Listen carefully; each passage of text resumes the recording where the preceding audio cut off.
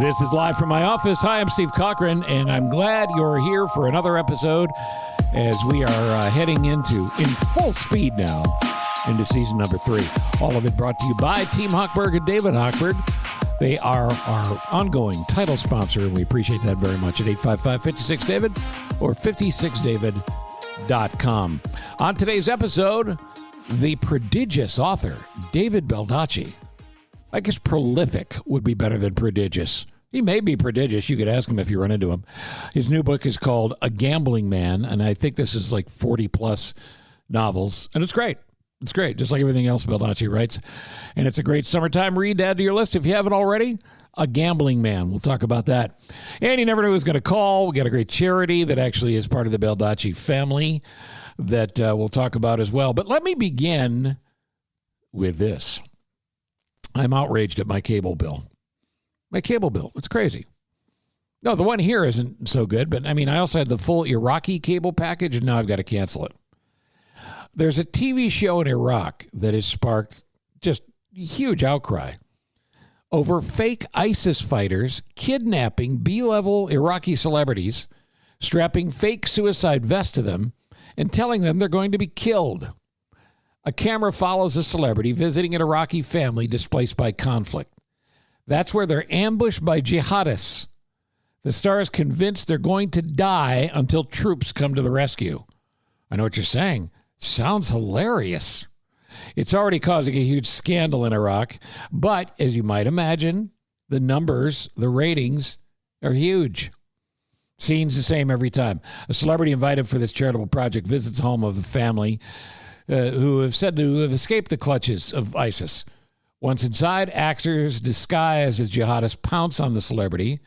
The jihadists may be fake, but the pleas of the trapped celebrities are real. An Iraqi star soccer player appeared on the show. He found himself on his knees, blindfolded, begging for his life. Once the ruse is revealed, the celebrities can't complain too much. It's underwritten, the show is, by a powerful state-sponsored parliamentary coalition. In other words, the government. Its fighters were central to a grinding military campaign that knocked ISIS out. And these paramilitaries, still armed, have their own role in the show, saving the day. So you, as an Iraqi celebrity, go through absolute hell. One celebrity fainted. Another thought they were having a heart attack. But in the end, the heroes that actually took ISIS down are recognized. I still think I'm canceling my Iraqi cable. I don't know. You know, look, I have been in a position where I have pitched TV shows in Hollywood. I have heard pitches for TV shows. I know a little bit about how it works. So if this is the way it's going to go, I mean, I do want you to know I'm prepared. I could come up with shows just as offensive and just as mean. For instance, I'm pitching a show right now called Wheel of Social Security. You spin the wheel, but to get your check, you've got to solve a puzzle. What about a show called Downsizing? Downsizing. You're brought in to say your job is safe, but only if you're willing to name 3 others who should be fired and you have to fire them. Downsizing. That's my other show from my new Mean Network. Oh, how about this one? The Great Puppy Drop, where we go around to neighborhoods, we give kids puppies, and the parents have to tell them they can't keep them and give them back. The puppies, not the kids. And I'm also working on something called Senior Citizen X Games. There'll be walker races for soup at lunchtime and prescription poker. I'll see your Lipitor and I'll raise you half a bottle of Lasix. My Mean Network could be just as good as the Iraqi kidnap and scare the hell out of B-level celebrities show. And by the way, that Iraqi thing, yeah, not making it up. This is Live from my office. We're going to come back with David Baldacci. I remind you to check out the show notes, again, wherever you're listening, for all things related to this episode and additional stuff that you may find interesting, as you will at CochranShow.com. That would be my website. Again, I'm glad you're here. I'm glad I'm here. I'm glad we're here. And we'll come back with more right after this on Live from my office. The title sponsor of Live from my office is David Hochberg and Team Hochberg, part of Homeside Financial. You can buy a home or refinance at 563-2843. That's 855-56-DAVID, or go to 56david.com. When you go to the website, you can request a free quote right there. And I can tell you from knowing how they do their business, your job gets a whole lot easier. Just go through that extra step, get them the documents they need, and they will deliver money, as in savings, to you in a way you didn't think was possible. And there you go. You could check that off your stress list of things you should have done by now. The refinance process with Team Hochberg is as good as it gets. And all the members of Team Hochberg, they just want to save you money. And they do it all the time. They've done it for me and for my family and for people I've worked with through the years. They are what they claim to be. It's David Hochberg, Homeside Financial, an equal housing lender, NMLS number 1124061. This is live from my office, and it's a rare occurrence when I bring on a really famous author to talk about his next book, but I love David Baldacci. Love him. And David, we've not met. I hope I'm not coming on too strong. Not at all. Feel free. I know how big a fan you are of research for your book, and I do the same for interviews, and I was doing some research on you, so correct me if I'm wrong. Your mom is the one that really encouraged you to write? So when I was a little kid, I grew up in Richmond, Virginia, and I was one of those kids that never shut up. My job in the neighborhood was to plan all and choreograph all the adventures and battles in the neighborhood, to fight during the summer when, we were outdoors playing. There was no internet and no computers. And I just never shut up as a kid. And so one day my mom came and brought me a journal and said, honey, all these stories and stuff you've been talking about, why don't you try writing some of them down? It might find fun. So I did, and put pen to paper, and it was kind of like this epiphany, and I never looked back. And years later, after I became a published writer, I went back to my mom and I said, Jesus, Mom, thank you. What a gift you gave me. I just really appreciate it. And she said, honey, I'm so glad it's worked out for you. But quite frankly, I just wanted to shut you the hell up. She just needed a break. Yeah, she said, you had gotten on my last nerve, son, and every mom needs a little peace and quiet. The latest from David Baldacci is called A Gambling Man, and is it true this is the fastest book you've ever written? A Gambling Man, yes, it is. I don't know why, because it was a period piece and I had a lot of research to do, but the story really flowed very quickly. Normally it takes me 7 or 8 months to write a book. This one I probably did in half that amount of time. I got so immersed in the story that the pages just flew by, and finished it way ahead of schedule, and I was really happy the way it turned out. Now, I understand you may be, correct me if I'm wrong, a procrastinator. I procrastinate about a lot of things in life. Writing is one of those things where I'm compelled to do it pretty much every day. Mm-hmm. I don't take a break after finishing a book. I just jump into the next book because I'm obsessed with stories. And if I'm not working on a story, everybody knows me, can tell you I'm not a happy camper when I'm not working on the story. So you just stay away from me if I don't have an idea. So this isn't like school where you'd put the paper off to the night before. When you have a publisher's deadline coming up, you feel pretty good about where you are? Yeah, you really have to have a lot of self-discipline. The deadlines I impose are self-imposed deadlines. I'm at the stage of my they better career be at this point. They absolutely, so the publishers can stay out of the process, but they know I've hit my marks every year for 25 years. And they know that when I say I'm going to deliver a book, the book will be there and ready to go. So there has to be a lot of self-motivation, a lot of self-discipline, and you can't just wait until the night before to start cranking it. It just doesn't work that way. And for the process itself, because it always, everybody, I think at some point goes, I got to write a book. I've got a book in me. I've got to write a book. But very few of us ever try to put it to paper and really go through the effort of doing it. It took you a long time to sell the first one, but Absolute Power was a smash hit, and then it looked like you were going to be Hollywood David Baldacci. But I assume after being stuck in terminal meetings, you decided, I could do this, and maybe that comes, maybe it doesn't. But I got to tell you, absolutely, this Gambling Man and Aloysius Archer, this feels like the upscale TV we're getting on the streaming platforms now. This feels like this could be another one of your series that could be, done in video. Yeah, I think so too. I mean, it has a very cinematic feel to it, but that's the period of time just always has. I mean, the clothes and the cars and the cocktails and all that stuff. It just lends itself to, being filmed very cinematic. Two of my favorite movies are from this time period, The Big Sleep and Chinatown, yep. Where the plot was important, but just the fashion of the eras and the characters themselves and how they talk to each other were just as vital and important to the plot as anything else. Yeah. So, I think it's very cinematic, but I've had movies made and television series made on my stuff, and I'm working now on the Amos Decker TV series with yep. a big production company, and we'll see if it comes to fruition. But I know that these things are a long shot, and I'll work on them, and if it happens, it happens. If it doesn't, and it doesn't. How many books is this? Adult novels, it's I think my 43rd, and I've written 7 novels for younger readers, so 50 novels total. That's pretty amazing. And the thing is, again, keep in mind that there were a lot of years where you weren't getting paid to do this. You were a lawyer first. By the way, I know you get asked this all the time, but what's the deal with lawyers wanting to be writers? Comedians want to be singers, singers want to be comedians, actors want to be this or that. But it seems like an awful lot of lawyers want to be writers. Yeah, I think part of it is the fact that that profession, I found it exhilarating and challenging. It just grinds you down because really what you're selling are 30-minute increments of your life. Yeah, there you go. After a while, they get to be just like, and as a lawyer, really all I had in my quiver were words. I would either write briefs or I would stand up in court and tell a story based on some set of facts that the other side had. So I was really a creative writer. And I did research for my cases. I do research for my books. I put stories together as a lawyer. I do the same thing in books. I work on projects for years at a time as a lawyer. Same thing for books. There aren't that, there are probably like 2 million lawyers in the U.S. I think a handful of them write fiction, for a career. John Grisham, Scott Turow, both of whom I've known for many, many years and are friends of mine. But yeah, so I think the two professions share a lot of the same attributes.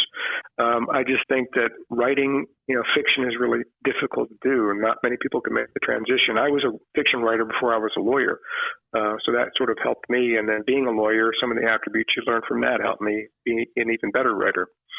Yeah, I don't know if you and Grisham and Turow, Turow here in Chicago where I am, but I don't know if you guys ever talk about the fact that you're way ahead in story count.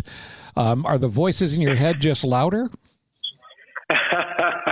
Well, in Scott's defense, he still practices law. I don't know full time, but he still has a lot of cases, and his books are terrific. And the last one that came out, the last trial, I gave a great blurb to because it was just a mesmerizing story, and he's just a terrific storyteller and a terrific person. I mean, every time I hook up with Scott and spend time with him, I'm just more and more impressed by him. And I've done some events recently with John, and John always asks me, how many books now? And I tell him, and I look at him, and I know what he's thinking. And I told him last time we met at this public event, I said, look, you sell more books than I sell, which is important. But I said, book-wise, you're never going to catch me, so don't even try. Well, the great characters that you developed, including Atlee Pine, which we haven't talked about, do you see these characters when you're driving down the street, when you're taking a shower? I mean, where's the inspiration come? Anytime during the day? Anytime during the day. I'm always ready to catch an epiphany that flies my way. And I think you immerse yourself in these people's lives and stories, and they become almost real to you. So yeah, I drive down the road, and Amos Decker's sitting next to me, sort of, with a brow furrowed, staring off into the distance, and his mind is whirring in ways that most people can't relate to. Or Atlee Pine trying to find her sister, or Aloysius Archer trying to find a new life. Yeah, they are absolutely there on my shoulder all the time, and they do become very real to me. And I think that's why I can write really compelling stories about them, because I have that really visceral nexus to all of them. Your kids, your wife, occasionally would they look at you at home and go, "Oh boy, Dad's thinking of a book again"? All the time. I mean, I've been at parties when people have looked over and I'm in the corner staring off, and they go over. My wife said, "Has David had a stroke? He looks weird and he's listening to one side." And my wife will look over and go, "Oh, he's working on a chapter. Give him 10 minutes. He'll be back. Can I have another drink, please? Thank you." But that's the fabulous gift of being a writer when you hit that zone, right? When you get in that groove and you hear the dialogue, and now you got to do the manual part and just hit the keyboard. It happens to me all the time. I was asleep last night, and my head was thinking about a story, and I popped up and ran into my little office and wrote down what was there. and it was good stuff, and I didn't want to miss it or have it not be there in the morning. And I worked on the screenplay Absolute Power with Bill Goldman, legendary screenwriter who passed away now, but he's won 2 Academy Awards, and we spent a lot of time together while we were working on the movie. And he said, do you zone out a lot? And I said, yeah, I zone out all the time. And he said, yeah, me too. It's probably why I've been married so many times. My first wives weren't nearly as understanding, but he also gave me some good advice. He said, look, the first time you ever think you figured out what you know what you're doing as a writer is when you should stop and do something else. That's when you lost the edge. He said, what drives me is I get up every day and I'm scared to death so that people will figure out I have no idea what the hell I'm doing. He said, but, fear is a great antidote to complacency. Once you grow complacent as a writer and think you know what you're doing and just crank them out, you're done.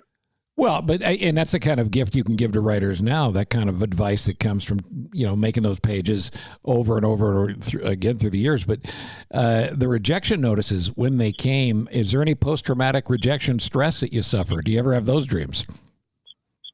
Oh, absolutely. I think about getting rejected all the time. I still occasionally write screenplays and, get rejections from screenplays for a variety of reasons.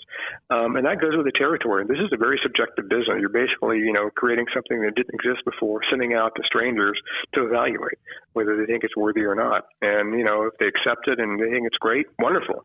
If they don't, it can be crushing at times. There's no way around it. I won't, sort of just put a nice face on that. It hurts.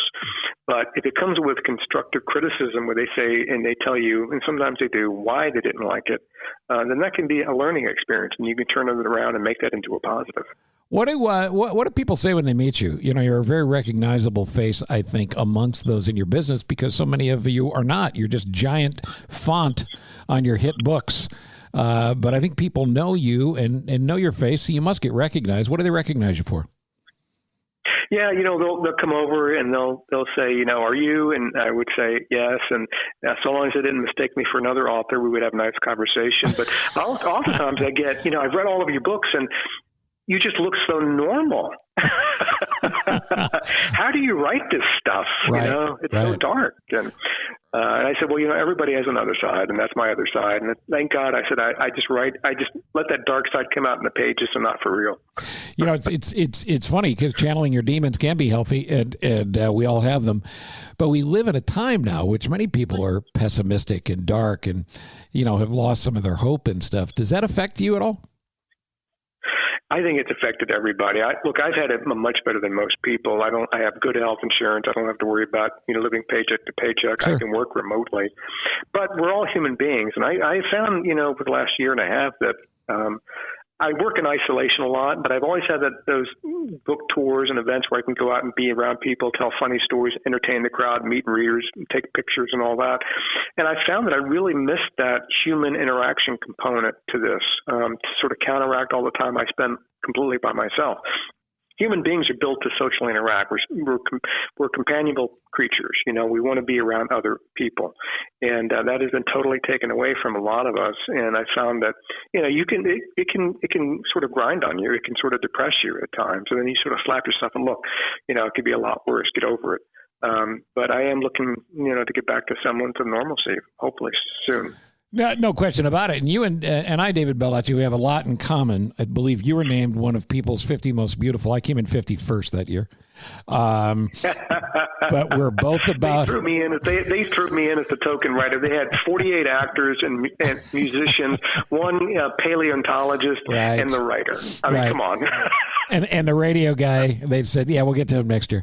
So I'm still waiting. But we're both about the same age, and we both share a fascination with the Greatest Generation, and in particular that film noir era that you talk about post-World War II. And I know you had to do, as you mentioned, a lot of research for A Gambling Man.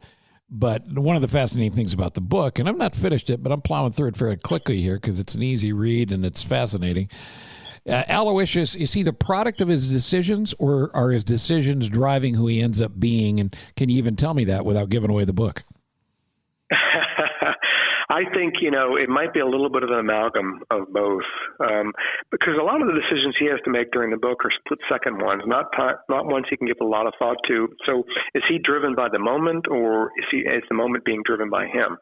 And sometimes we all look back on our lives and we wonder it's significant turning points and crossroads in our lives. We made a certain decision. We decided to move to a certain place. We decided to take a job or not take a job. We went to a certain school or not a certain school. We dated somebody or decided not to date somebody, and we married or we didn't marry. And you go back and think, did I really deliberate long and hard about every single one of those significant decisions? And I think, to be honest, most of us would say, not really. Some, yes, but others just seem to happen. And I just made those decisions based on, I'm not really sure what, but it just felt right in the moment. So I think a lot of that, same went with Archer, Yeah, he thought about being a PI. Did he do a whole lot of research and all that and thinking about it? No. He's just going to take a flyer. He's going to see, seat of his pants. He's been a seat of his pants guy all his life. See what happens. If it doesn't happen, he can try something else. So I think that's really how he lives his life. And, a lot of us kind of go that way. Yes, we do think about some important decisions along the way, but come on, let's admit it. Some of the stuff is just seat of the pants. We just say, what the hell? I'll give it a go. No question about it. And one of the things that jumped out at me is such a small detail in the book, but at one point he does 7 hours of research in a library to try to track down some of the bad guys in these murders. And that would probably be 3 Google searches now for you kids. So appreciate the work that came before you. 3 Google searches, about maybe 1.5 minutes, right? And then they'd be off playing Minecraft. It was just very different. And I really had to keep in mind that, can't pull out a smartphone, can't Google, can't Wikipedia, can't get the answer instantly. And you know what? For me, that was liberating because Sure. The internet poses problems for thriller writer, mystery writers, because, when you're trying to make things tense and all that, and, he needs to find this out, and if he does some things or bad things are going to happen, how is he going to do it? And the readers are like, pull out his phone. Right. and Google it. Well, I really appreciate you coming on. There's other thing I want to bring up to you that I think is also a commonality between the two of us, but I hope you enjoy plugging these books. A lot of people, when they get on these publicity tours, are 20 and 30 in, they zone out, and it's hard because you're doing these publicity junkets. But a question occurred to me when you actually get to go back to do live signings. Is there anybody you've ever stood in line for to get their autograph? Oh, absolutely. I've stood in line to get an autograph from John Irving. I've stood in line to get autograph from Margaret Atwood. I've stood in line to get signed by, William Styron. I'm a fan. I'm a fanboy too. And I'm sure that helps you appreciate the folks that stand in line for you. So that's a good thing. I absolutely do. I tell people, when I go out and do my events, I always start off by saying, there's a big crowd out there, and I say, you know what? I'm not sure I would come out for me. So thank you very much for being here.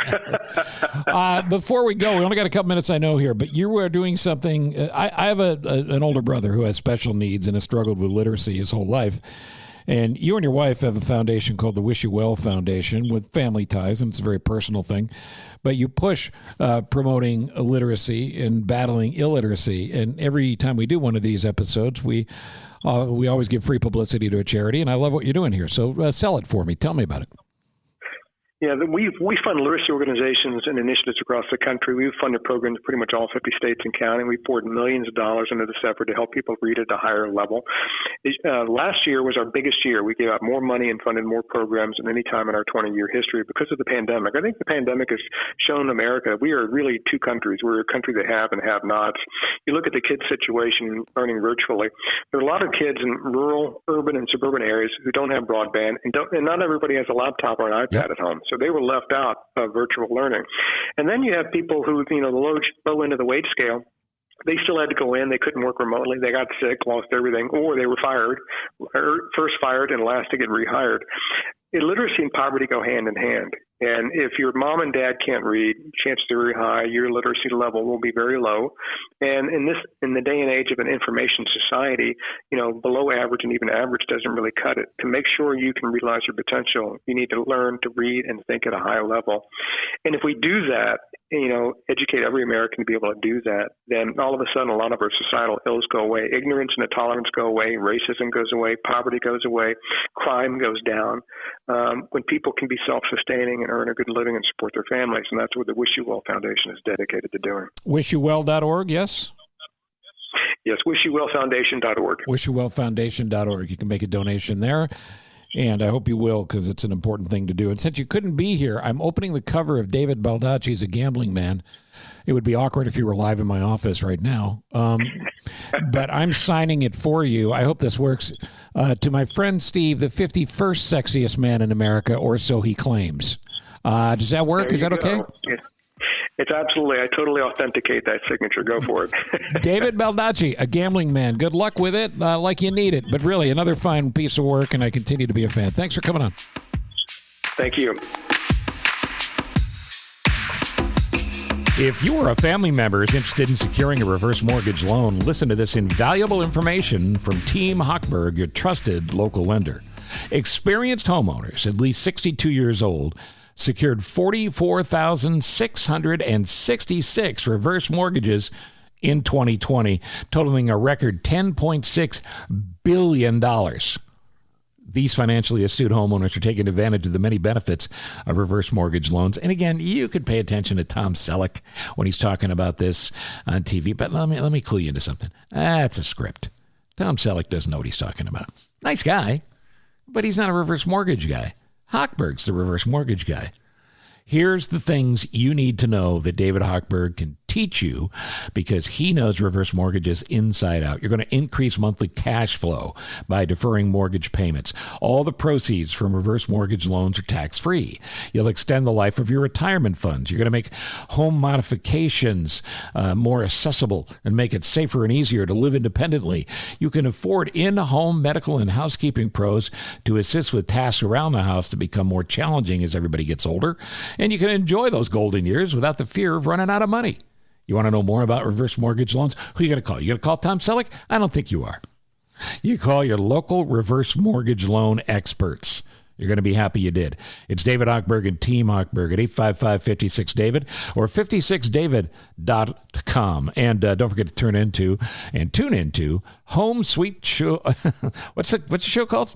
Home Sweet Home Chicago. Hosted by David Hochberg, Saturday mornings at 10 a.m. on WGN. Homeside Financial is an equal housing lender. NMLS number 1124061. Well, I wasn't expecting this. Turns out former President Donald Trump is on the phone. Good morning. Hello, Cochran. Miss me? Hey, to all your female podcast listeners, a belated happy Administrative Assistance Day. You know, you gals deserve lots of kudos for taking time out of your Candy Crush game to take messages and fetch coffee for your bosses. Good to see you've really come to an understanding of what women are all about. And good to hear your voice again, sir, he said, attempting to get you to believe it. As sincerely as that sounds. You know, lots of people tell me that, Cochran, and some even use my recordings of my voice to get babies to stop crying. Tremendously soothing voice. It really is. Although it never seemed to work on crying Chuck Schumer. You know, the Democrats are always crying about something. People aren't wearing their masks. We're never going to get to herd immunity. Hey, by the way, science fun fact. You know how I'm into science. Sure. There are more Spider-Man movie reboots than there are people who have been harmed by the Johnson & Johnson vaccine. Wow, look at you. You wouldn't know that from the lamestream media, but that's something Barron told me. Barron knows lots of trivia. Yeah, we should put him on Kids Week for Jeopardy. You know, when they host, they hire LeVar Burton as the permanent host. Yeah. My son Eric watched him as a little boy on Reading Rainbow, which is weird because he can barely read a menu. I'm just impressed that you knew Barron's name. Barron, yeah. No, I practiced before I came on with you. All right. I was saying Barongo before you picked up the phone. Right. Listen, since you called, a couple of questions, if you don't mind. Can you believe we're almost 100 days into Sleepy Joe's term? He still hasn't gotten a spray tan. How can you even trust a guy like that? Listen, former President Trump, we see you've actually promoted your son, Don Jr., to be your unofficial chief political advisor as you think about a 2024 run. When did you make that decision about Don Jr.? Well, it was simple. I just put out a challenge to Junior to tweet at least 20 anti-Biden tweets daily, and he did that for a week. He aced it. So good for him. Mm-hmm. Donnie earned it. Nothing is ever handed to him. No, believe me. No, of course not. Look, my choice was either Eric or Donnie. I mean, if you got to pick between Beavis and Butthead, everybody knows you go with Beavis. Or is it Butthead? Which one was Cornholio? Don't remember. Anyway, regardless, it's a shame I won't be around to watch them contest my will. You'll stay if you can. Now, you told Sean Hannity on Fox News You are thinking about 2024, but wouldn't commit either way. You said, I'm looking at it very seriously, beyond seriously. What does that mean? Absolutely. I am totally seriously, beyond strongly seriously, without a doubt, very much seriously looking. Does that answer your question? I hope so, because I'm not repeating that again. Okay. By the way, did I not look tremendous on TV with Hannity? I love Sean. I really do. Seriously, that man is so loyal that when I fart, he automatically says it was him and he apologizes. He apologized. You can't buy that kind of loyalty, Cochran. Believe me. I'm sure you would have tried. Now, another guy said to be considering a run for 2024 is your former incredibly loyal lapdog vice president, Mike Pence, who recently had a pacemaker put in. I'm sure you were at the hospital with him? Oh, I sent him a card and flowers. No. I have not talked to the traitor. He is so fake. He's one of those Jesus Christians, not a Trump Christian. I don't like when people are fake. Okay? A Jesus Christian and a Trump Christians are not fake. No. What do you think about Joe Biden finally going out to play golf? How about that? Golf. I always assumed Joe would be into bocce ball or shuffleboard, but he golfs. While the American people are suffering with COVID. And can you believe that the tax burden on the citizens of this country with how he golfs? All the Secret Service expense and everything. The crisis at the border is going on, and yet he golfs, spending the taxpayers' money. It's totally terrible. I heard Hunter was out there caddying for him. I hope for the Greens crew's sake there's still some white sand left in the traps. Well, that's nice. See what I did there? No, I got it, yeah. Mm-hmm. We should have known Sleepy Joe was secretly into golf. After all, his border policy is the U.S. Open. Yeah. Look, yeah. So you're really offended by the fact that the president took one round of golf, and that's spending the country's money. You don't see the irony in that at all? I can't believe how many dollars. That's just so much tax money. Mm-hmm. It's just wasted. It's wasted. Hey, your friend Ted Nugent tested positive for COVID-19. Have you reached out to him? Well, yeah, and in all fairness, you won't hear Ted calling it COVID-19. No, he calls it bat snatch fever. Well, that's actually a catchy name. Bat snatch fever. Now, how's it going to West Palm Beach? I actually heard that Sylvester Stallone has joined Mar-a-Lago. I don't know how that came about. I didn't know he was a fan of yours. What can you tell us? Well, there's a pretty good chance that he actually is. He actually is a member now, but I'm not completely sure. When I spoke to Sly last week, he said, I'd really like to be a Mar-a-Lago club member. Either that or he said, I read a lot and I smoke Marlboros in November. Not sure. I've been studying the Stallonese with Rosetta Stone, so I think he said he joined. Okay. I really do. And I'll tell you what, when they see an oiled-up Rambo laying out there by the pool, there's going to be a lot of happy one-foot-in-the-grave biddies as they go into cardiac arrest out there. I mean, I can tell you that for sure. That's a sweet, sweet sentiment. Are you ever going to be able to get him on the podcast with you so we can talk to him? Look at you trying to be the talent booker. Cochran, your timing is perfect, all right? I'll throw you a bone. I was just going to call him when I was done with you, but let me conference him. He's here in the building. You want to hold on a second? Sure. Yeah. Hold on. I'm going to pick up the other line. Sly, it's Trump. Yeah, I'm on the Cochran podcast. Yeah, he likes to kiss a lot of celebrity ass. Just say a quick hello, okay? Would you? Hold on. I'm going to connect. All right, he should be on. Hello? Yeah. Hey, how you guys doing? Hey, we're good. It's an honor to have you on, Mr. Stallone. And did you end up getting your membership there at Mar-a-Lago? Well, I'll tell you what, Cochran, it's a long story, but, Donnie and me, we go way back. Yes, we do. We do, Sly. I mean, he's the best, He was the best man at, like, my first 6 weddings or something, But seriously, the two of us, me and Donnie were like brothers, I'll tell you something. I trade my brother, what's his name? The real guy. Frank. Oh, yeah, Frank. I've been punched in the head a lot, so I forget things. Sure. Apologies. All right. Thank you, Sly. Always with you. Hey, I meant to ask you this last time I talked to you, but have you reached out to the royal family at all about Prince Philip dying?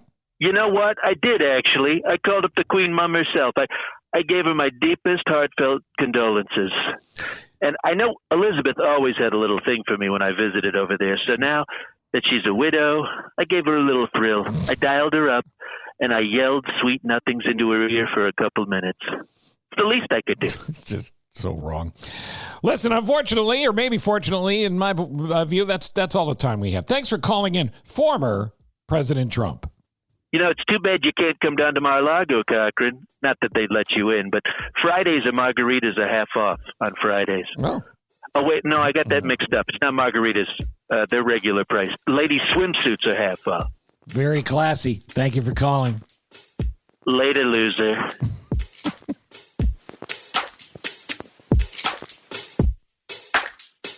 Once again, I want to thank David Baldacci and get that book.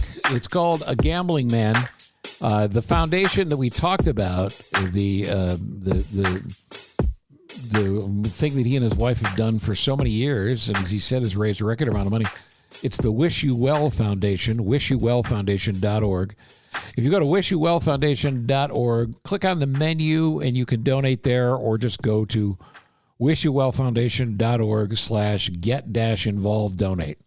Involved donate is one word. So either way, I hope you can help, because illiteracy is a problem that changes lives, and literacy is a solution that changes lives for the better, always and forever. I'm glad you were here. Thank you for listening. We'll be back with more of this next week as we continue. Produced by Ross Cochran.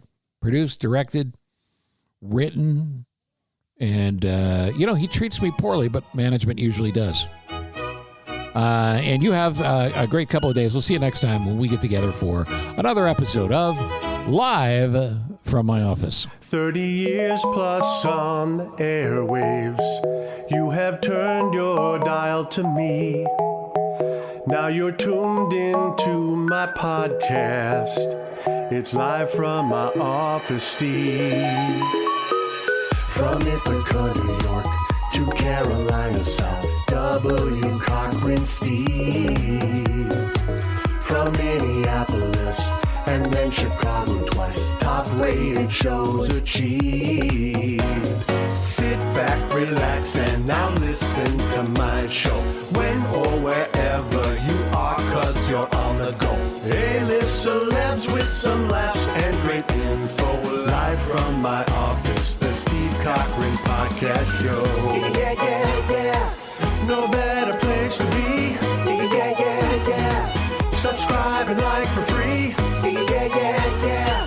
Live from my office, Steve. So glad you're with me. It's Live from my office, Steve. Thank you for listening to Live from My Office, a service of Monkey Run Productions. All rights reserved. The podcast is hosted by Steve Cochran, and it's mixed, edited, and produced by me, Ross Cochran. Support the show by subscribing wherever you're listening and by telling your friends about it. Follow Steve on all social media channels, including Facebook, Instagram, Twitter, and LinkedIn. And make sure you check out this episode's show notes for relevant information discussed during the conversations. You can also email the show directly at thecochranshow@gmail.com with any questions or comments. And that's the best place to tell us about your favorite nonprofit so we can make sure we mention them on the next episode. Steve is available for corporate speaking gigs. He would love to MC your event. And occasionally, he's funny. Thank you for listening. Head to cochranshow.com for more.